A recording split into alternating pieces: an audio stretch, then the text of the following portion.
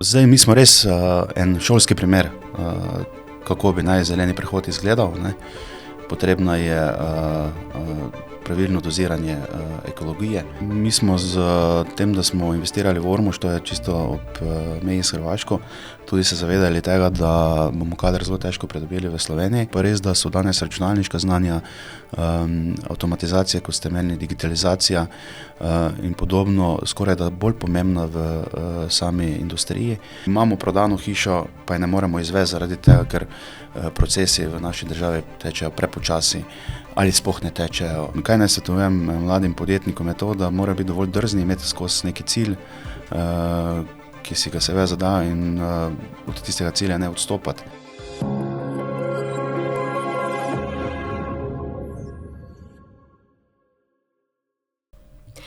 Tu je nova epizoda podcasta V sredini. Lepo pozdravljeni poslušalke in poslušalci, gledalke in gledalci in lep pozdrav gostu. Marko Žihar, dobrodošli v našem studiu. Marko Žihar vodi družinsko podjetje Žiher, razpeto med Ptujem in Ormožem, lahko rečemo. Podjetje se ukvarja z več dejavnostmi, med splošno populacijo pa je verjetno najbolj znano po izdelavi nizkoenergijskih varčnih montažnih hiš. Je tako? Ja, lepo pozdravljeni. Hvala za priložnost, da sem lahko tukaj danes. Podjetje Žiher je bilo ustanovljeno leta 1983, ko sta oče pa mama začela z obrtjo kot se reče danes, iz garaže. Oče je najprej šel v Irak, si tam zaslužil kot voznik prve dolarje in jih vložil v prvi kamion v Sloveniji in tako začel svojo podjetniško pot. Danes pa je podjetje z preko 100 zaposlenimi.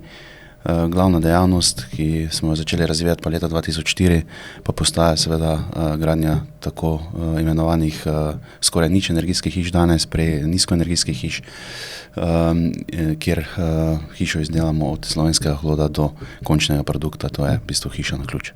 O tem bova nekaj rekla, nekaj več v nadaljevanju. Omenili ste in omenila sem tudi v začetku, da je vaše podjetje družinsko podjetje. Je to prednost ali slabost? Kako se to obnese v poslu, se pravi neka kombinacija družinskih vezi in poslovnih?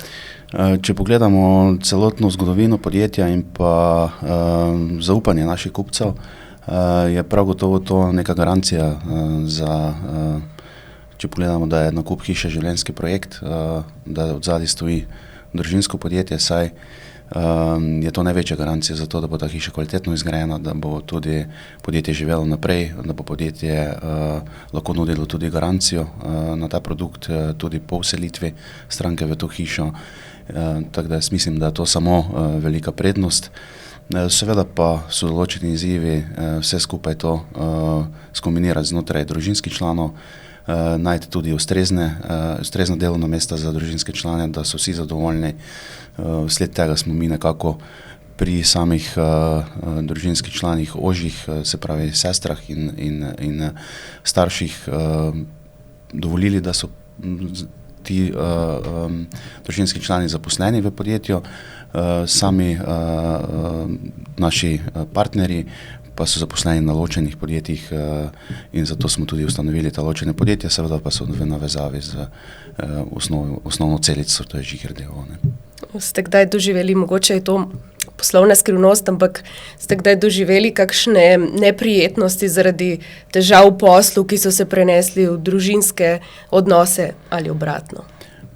Sigurno je bil prehod iz predaje podjetja iz ene generacije v drugo, je bil precej naporen, precej stresen in je trajal tudi nekaj časa. Čeprav hitro po diagnozi pri mami je ki je zbolela, je bil ključni človek v podjetju, je bila računovodja, smo hitro sprejeli tudi oporoko in določili neka pravila za naprej s tem, tako da ta prihod ni bil relativno zahteven, ker smo točno vedeli, kaj komu pripada. Je pa seveda tako, da se nekdo pač vidi v podjetju, v družinskih članov, drugi ne. Pri nas je prišlo do tega, da je starejša sestra šla na svojo poslovno pot, kar je čisto v redu, ima danes približno polovico manjše podjetje, kot je naše, tako da tu je zelo uspešna. Mlajša sestra pa ostala z mano v podjetju, tako da ja, stvar se je razvila organsko, bi rekel, v neko smer. In ni bilo večjih tegob za tem. Oče je pač postavil neke določene meje in naredil ta prehod. Nekaj več znanja pa smo imeli iz tega, ker sem jaz doštudiral v smeri družinske ustave, ki smo tu sprejeli, in pa zelo dobro smo se zavedali, da prehod iz prve v drugo generacijo je zelo pomemben, še bolj pomemben pa bo prehod v tretjo generacijo. Ko govorimo torej o družinskem podjetju, ti prehodi, se zdi, da je nekako samoumevno, da se bo to predajalo iz roda v rod. Se je tudi vam, recimo vam in vašima sestrama to zdelo nekako organsko, ali ste mogoče tudi vi, pravite, da ena od sester se je odločila za ločeno pot, ste vi kdaj razmišljali, da bi počeli kaj drugega, ne pa vodili tega podjetja? Ja, v nekem obdobju, tudi jaz v svojem življenjskem, ko si še mlad, iščeš neke nove izzive, je bila sigurno pravilna odločitev, kar se tiče mene osebno, da sem delal še v dveh drugih podjetjih. Zato sem si uredil službo v Ljubljani in sem bil svetovalec člana uprave Petrola. To je bila sigurno ena izkušnja, kjer sem videl tudi, kako veliki sistemi funkcionirajo, da lahko danes tudi ta znanja integriram v podjetje, ker tudi mi postajamo zdaj, bom rekel, bolj vodeno kot menedžersko, ne več kot obrtniško, in to mi je sigurno koristilo. Tako da ja, sem se tudi sam nekako iskal v svoji, sam pri sebi, kaj želim početi v svojem življenju, na kar je pač prišel tudi ta lasten produkt, kjer smo znotraj podjetja uspeli pridobiti posel, ki je ne samo vse slovenski, ampak lahko tudi razvijamo širom Evrope. To so te žiher hiše, ki smo tudi ustanovili kot lastno blagovno znamko, in imamo danes vsi več kot dovolj posla, ker primarno osnovne dve dejavnosti, to, kar sta oče in mama začela, prevozi betonov, betonarne, gramoznica in pa bencinski servis so precej lokalnega posla in niso bili toliko, rekel, meni kot izziv, da bi lahko to razvijal širše po Evropi. Spravi, je bila ta nek potencial razvoja tista prelomna točka, mogoče ta jeziček na tehtnici, ki vas je prepričal, da se potem podate? Tako. Prav gotovo je to botrovalo k temu, da smo si videli neko razvojno pot, imeli smo neko strategijo, ki še vedno imamo, in danes smo sigurno na poti, da smo edini v Sloveniji in širše v regiji, kjer ponujamo produkt, ki je narejen izključno na enem mestu, kot sem že prej omenil, od hloda do hiše, in do tega se je trebalo prebiti, in to je bila zelo trnova pot. Tako da lahko tudi rečem, da smo s tem sem jaz tudi dal neko svojo identiteto v podjetju, in to te pol dviguje, in celotna družina, tudi žena, ki je vključena v podjetje, sestra, ki je arhitekt, se v tem noter vidita, in to se mi zdi ključno, da smo šli naprej, korak v razvoju. Kdaj podjetnik ve, oziroma kako ste vi vedeli, da je pravi trenutek za to novo dejavnost? Vedno je mogoče malce tveganja zraven, ampak kaj je, recimo, pri vas omenjali ste, da je bil to nekoliko daljši proces, ampak kaj je bilo tisto prelomno? Ja, več čas je že oče pa mama sta nastavila, kaj se tiče samega šolanja, ker starejša sestra je gradbeni inženir, mlajši arhitekt, in je bilo nekako jasno, da bomo delovali na področju gradbeništva. In seveda transportni betoni kot taki so lokalnega značaja, posel lokalnega značaja, in se v nekem določenem trenutku ne vidiš več nekaj izziva. Zato je tudi nam prav prišlo, da smo leta 2004 spoznali to podjetje Libela iz Nemčije. Pozneje je to podjetje kupila ena večja multinacionalka, ki se ukvarja z gradnjo skoraj nič energijskih hiš, in s tem smo tudi prišli do znanja. Nekako je tudi to organsko raslo v nas, bilo tudi neke sreče, da smo spoznali to podjetje, da smo se sploh lahko naučili tega posla, in je sovpadalo z tem znanjem oziroma predznanjem iz fakultet, ki smo jih imeli v drugi generaciji podjetja, in nekako je zadeva bila jasna naprej, da če želimo razvijati, rast podjetje, pripeljati tako daleč, da bo tudi prepoznavno prvo kot vse slovensko, pozneje tudi vse evropsko, je to bilo jasno začrtana pot, da druge ni. Tako da to smo spoznali relativno hitro, se pravi leta 2004, ko še je bilo podjetje v nekem začetku razvoja smo zastavili ta cilj, da želimo imeti svojo lastno proizvodnjo, želimo razvijati neki svojo identiteto, svoj produkt, svojo blagovno znamko. No in zdaj maja ste stopili še en nivo više, ne samo na podjetniški poti, ampak tudi v smislu samooskrbe. Prej ste nekako nakazali na to, ampak prebrala sem, da ste dejali, da je ta veliki, najsodobnejši lesno-predelovalni center, ki ste ga odprli v Ormožu, priložnost, da slovenskemu lesu damo novo dimenzijo, izvažamo izdelke, ne le hlode. Kaj je težava lesno-predelovalne industrije? Se mi zdi, da ste v tem stavku povedali ogromno. Ja, kar se tiče lesne industrije v Sloveniji je bila precej razvita v naši bivši skupni državi. Pozneje so zaradi izgube trgov nekatera podjetja precej padla ali pa jih celo več ni. In seveda želja tudi države je, ker mi v Sloveniji imamo samo dve svoji lastni potencialni surovini, na katerih lahko baziramo, to je slovenski les in pa voda.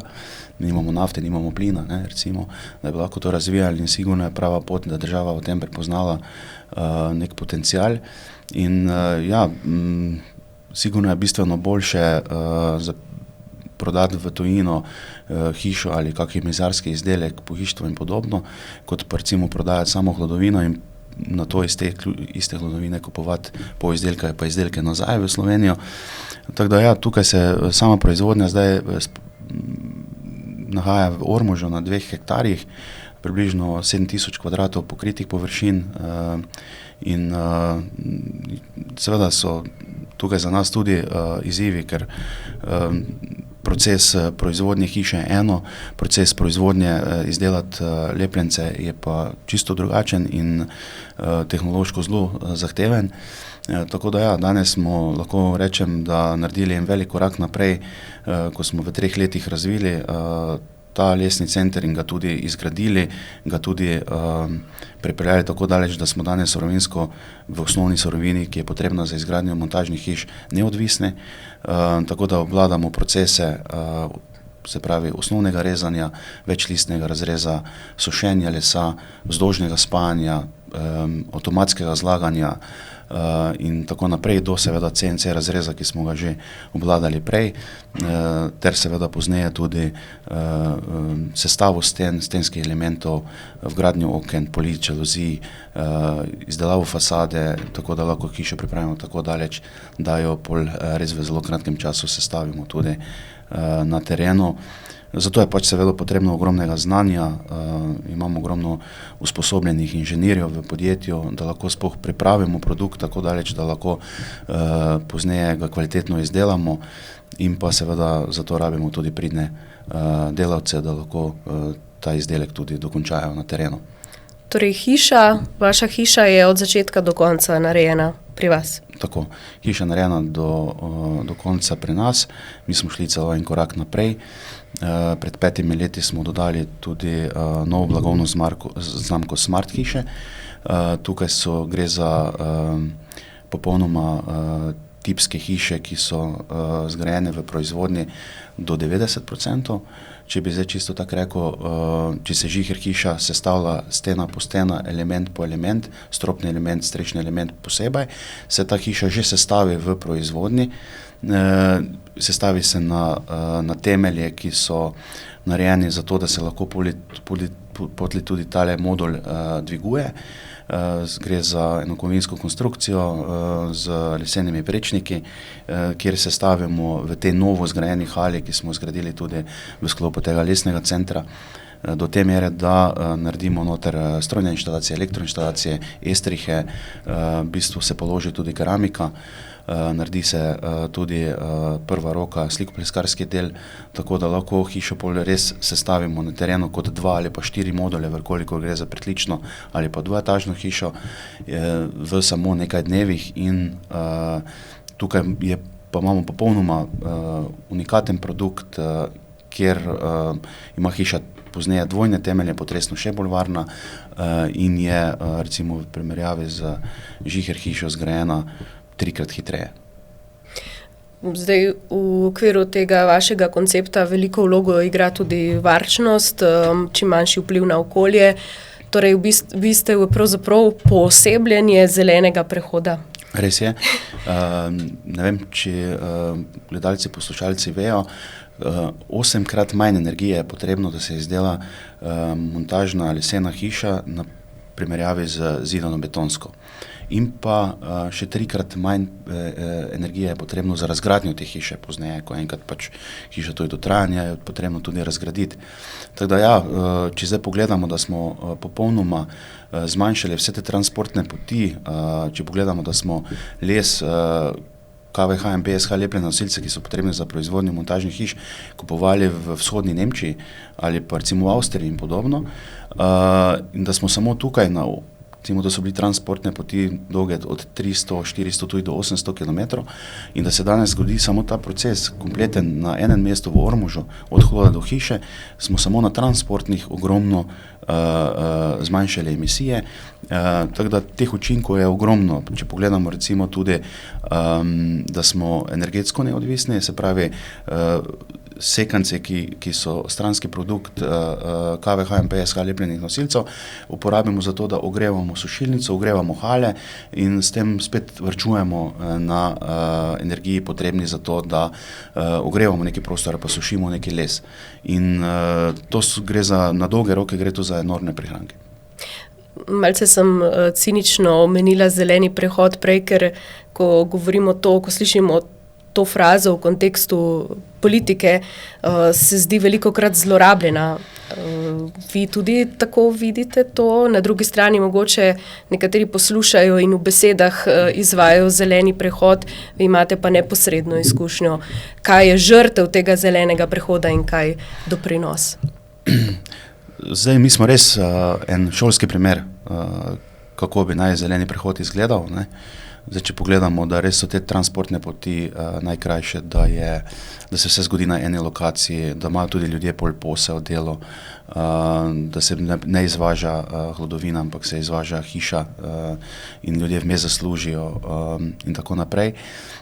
Imamo tudi ta trajnostni vidik, ki je ključnega pomena in res, bom rekel, je to en lep primer. Imamo na drugi strani seveda v Evropi z tem nekontroliranim pretiravanjem, tako rečem, tega zelenega prehoda, recimo na primer v avtomobilski industriji ali v težkih industrijah, kot je proizvodnja cementa, proizvodnja aluminija in tako naprej, so pa zadeve zaišle v popolnoma neprave smeri.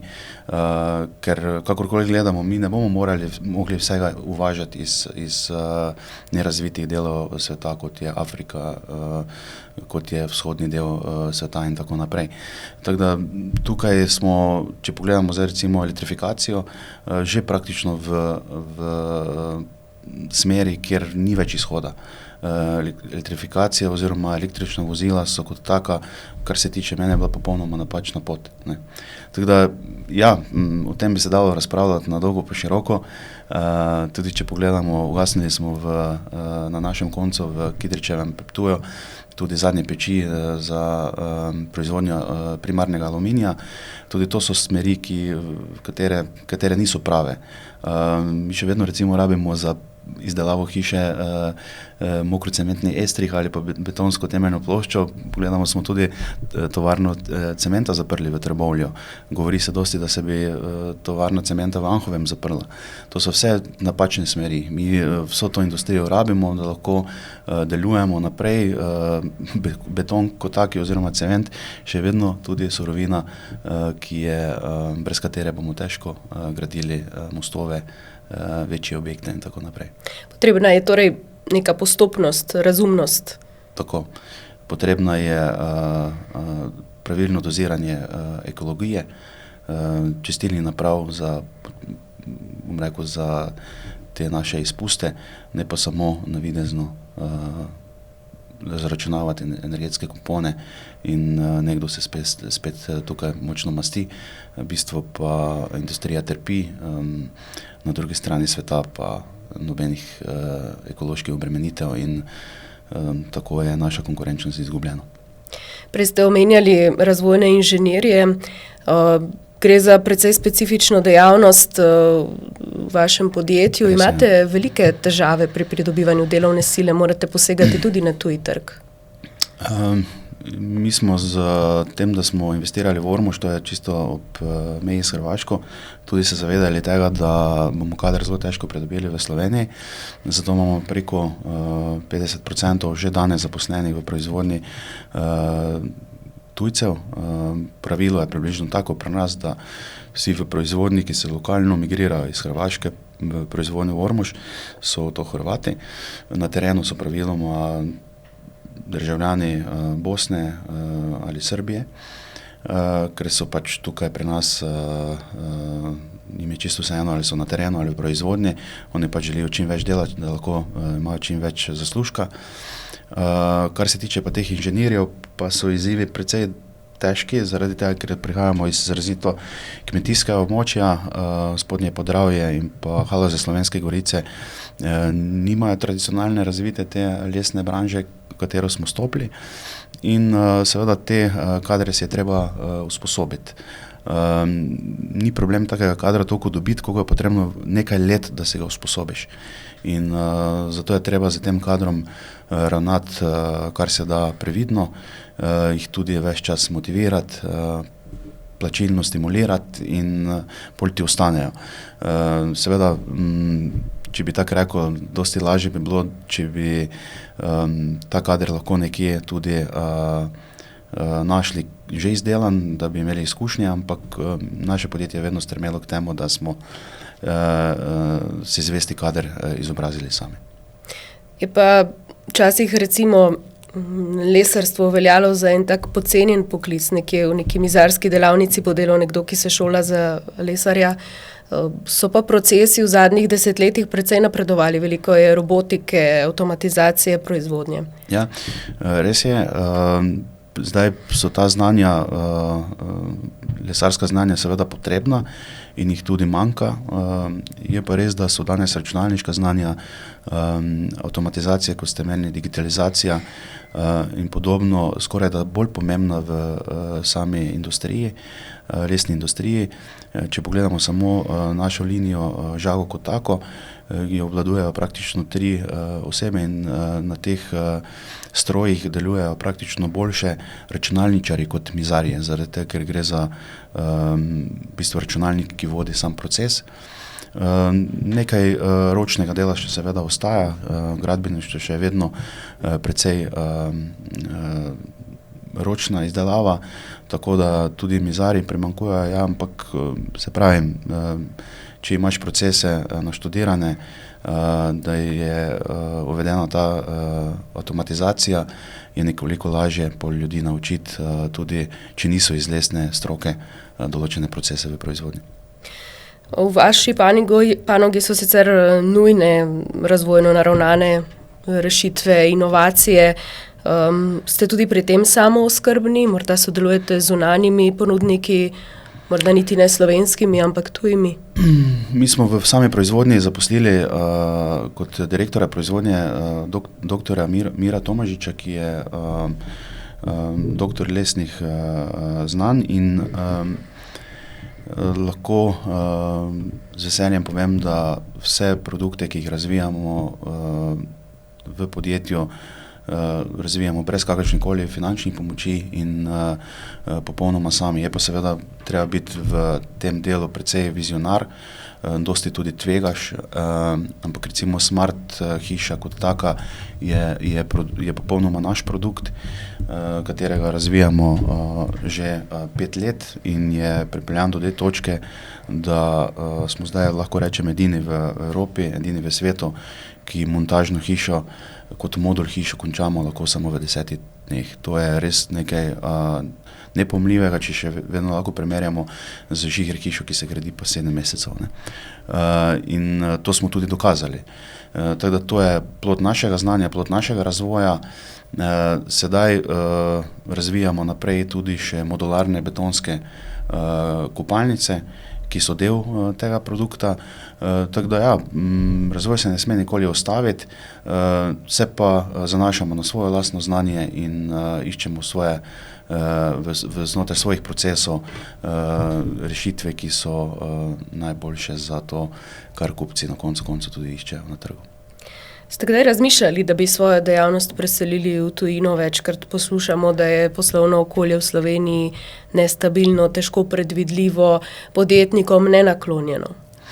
Sam sem tudi povedal pred nekaj leti, ko smo imeli desno oblast, da sedaj gremo v pravo smer, bojim pa se seveda, če bo ponovno prišlo do menjave oblasti in ja, to se zdaj tudi kaže, stari dobri projekti in pa sprejem zakonodaje na področju, predvsem kar nas tiče, hitrosti pridobivanja gradbenih dovoljenj, hitrosti izdaje uporabnih dovoljenj in podobno, so šle v pravo smer, prej sedaj pa seveda nas birokracija še dodatno obremenjuje. Če pogledamo samo, kaj se dogaja na področju tako imenovanega prijavljanja na delovno mesto, odjavljanja, štempljanje po domače povedano, tako je. Tukaj imamo mi, recimo, glede na to, da imamo približno od 100 zaposlenih 50 različnih delovnih mest, da so to proizvodni procesi, logistika, delo na terenu, montaža hiš in podobno. Te vse skupaj to zložiti, zato da bomo res zadostili zakonodaji, je praktično misija nemogoče. Če se dotaknem tudi tega zadnjega sprejema, mislim, da 16. novembra začel veljati zakon za ta pravica do odklopa. Aha.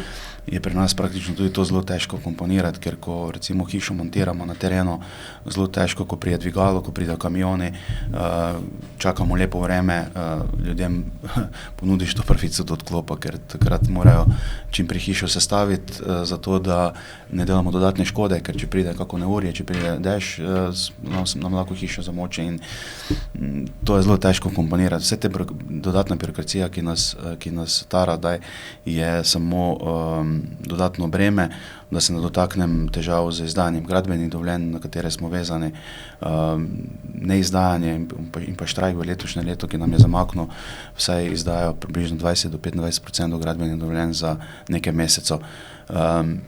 Kaj ne rečem, tukaj imamo prodano hišo, pa je ne moremo izvesti zaradi tega, ker procesi v naši državi tečejo prepočasi ali sploh ne tečejo in če bi pogledal kompletna uravnilovka vseh, ali je to upravna enota, ali je to ekosklad, ali je to na koncu podjetje v državni lasti, približno tečejo, jaz se dostikrat pohecam, v drugi predstavi, mi pa delujemo v 8. In to ni vzdržno. Zato seveda so pomisleki, da mogoče podjetje preselimo v trenutno bistveno boljše okolje, to je Hrvaška. Hrvaška tudi članica Evropske unije, članica monetarne unije in mi smo 1 kilometer zračne razdalje od hrvaške meje. Ja, tlijo te ideje. Zaenkrat, če se nismo odločili za to, upamo, da bo šla naslednja oblast v smeri debirokratizacije države in da do tega ne bo prišlo, da podjetje prestavimo kam drugam. Tudi davki se omenjajo kot razlog, zakaj iskati priložnosti drugod, kako pri vas občutite to, da so plače preobremenjene? To je dejstvo. Imeli smo sprejeto zakonodajo, da bi vsi v državi dobili nekaj več, da bi plačali manj prispevkov, davkov na plače. To je nova oblast gladko malo povozila. Danes pa vidimo, da lahko 1,4 milijarde razdelijo med samo tiste privilegirance, javne uslužbence, ki ne bom rekel, da vozijo v drugi prestavi vsi, ampak marsikdo pa vozi v drugi prestavi. Se pravi, ni nagrajeno delo, ampak je nagrajeno nedelo in to nas precej moti. Se pa zavedamo, da dobra javna uprava rabi tudi dobro plačene delavce in da to tudi nekaj več stane. Značilno za razvit svet je tudi, da imajo nekoliko višje davke kot nerazvit svet, ampak na nekaterih področjih to ne gre v pravo smer. Vi ste velik poslovni igralec v Sloveniji, ampak tudi v lokalnem okolju. To pač prinaša tudi neko odgovornost za vzhodno Slovenijo. Vedno po različnih statistikah pravi, da nekoliko zaostaja v razvoju. Se čutite odgovornega, se čutite igralec na tem področju, verjetno zaposlujete veliko ljudi iz regije. Glejte, mi smo še vedno srednje veliko podjetje, tako da v primerjavi z nekaterimi podjetji, kot se recimo v našem okolju Pratnina, Talo in podobni, smo še vedno relativno majhni igralec. Se pa zavedamo tega, da z to investicijo, katero je tudi podprla država, moram omeniti, postajamo eden vodilnih proizvajalcev montažnih hiš v Sloveniji, ker smo tudi seveda edini, ki lahko zagotovimo kontroliran, certificiran proces uporabe slovenskega lesa in upam, da bodo tudi kupci cenili to in prepoznali, da Made in Slovenija nekaj pomeni. Ker dosti smo včasih dali na znak Made in Austrija, zdaj pa še dajmo nekaj na Made in Slovenija in da bo tudi ta produkt kot taki uspel v tujini. Tako da si želimo biti neki lokalni igralec, seveda zato tudi maksimalno podpiramo nekatere športnike, društva in podobno v lokalnem okolju. Zavedamo se, da imamo neko odgovornost za tem prebojem in da bomo tudi to tudi upravičili, zato se tudi vsak dan vedemo v tej smeri, da smo zgled in da upam, da nekateri tudi mlajši podjetniki prepoznajo v nas vzornika in da lahko tudi imamo več takih podjetij, kot smo mi v tem okolju. Čeprav prihajamo, kot sem že predejal, iz precej branžno-kmetijskega področja. Ne. Prej ste govorili o birokraciji, ki duši. Kaj pa potem pomeni neka državna pomoč, neka državna subvencija? Je to prej zavora ali spodbuda? Ne, državna subvencija je prav gotovo spodbuda, ki ti nalaga sicer ogromno obveznosti. Birokracije najbolj tudi. Birokracije, tako.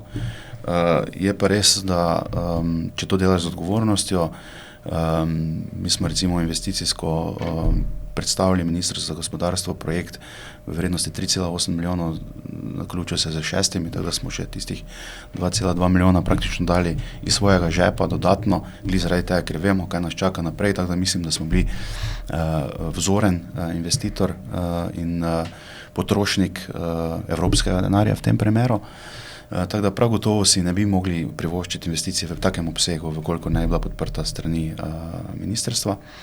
Tako da to podpiramo in iščemo rešitve tudi za naprej, kako najti še več teh sredstev. Je pa seveda na drugi strani potrebno ogromno znanj, ogromno energije, ogromno tudi nekega angažiranja zunanjih podjetij, da lahko spelješ tak projekt od bank do pripravljalcev dokumentacije in podobno. Tu bi se sigurno želeli poenostaviti to proceduro, ne? Ampak žal v tej smeri spet smo tam, ko pač nekatere javne ustanove delujejo pa čeprav moram tu zelo pohvaliti Ministrstvo za gospodarstvo, Oddelek za lesarstvo je kar vozil tukaj v 8. predstavi. Vsekakor ste na poziciji, s katero bi lahko delili neke poslovne nasvete. Kaj bi mogoče položili na srce nekomu, ki se podaja v poslovni svet, ki morda koleba, okleva, ga je malce strah? V vsem tem pogovoru sem zaznala malce drznosti, malce neke želje po tveganju. Sem prav začutila? Jaz mislim, da moraš predvsem biti oseba za to, ne? Sam pri sebi, da se odločiš, da pol, ko si naložiš dodatno delo, da boš tudi to zmogel, ne? In moraš biti tudi tip človeka za to, ne? Jaz mislim, da glede na to, da moji predniki so se že ukvarjali z podjetništvom, sicer z drugo dejavnostjo, na domačiji očeta je namreč se začela pred 110 leti proizvodnja cepljenk za vinograde in ja, tako da očitno sem imel srečo, da sem podedoval to žilico. Oče je namreč začel tudi, ko sem bil 3 leta star z obrtjo, tako da očitno mi je to bilo že položeno v zibelko. Kaj naj svetujem mladim podjetnikom je to, da morajo biti dovolj drzni, imeti skozi neki cilj, ki si ga seveda zadajo in od tistega cilja ne odstopati. Moraš imeti pot, po kateri hodiš, je pa seveda ta nahrbtnik, ki si ga naložil, zelo težek, tako da ga treba tudi si naložiti toliko, koliko ga lahko zmoreš nesti. To je ključno, se mi zdi. Odlično. Ja. Najlepša hvala, gospod Žihar, in veliko uspeha še naprej želim. Hvala tudi našim gledalcem, poslušalcem, za to, da ste nas spremljali. Se vidimo kmalu. Hvala lepa tudi vam.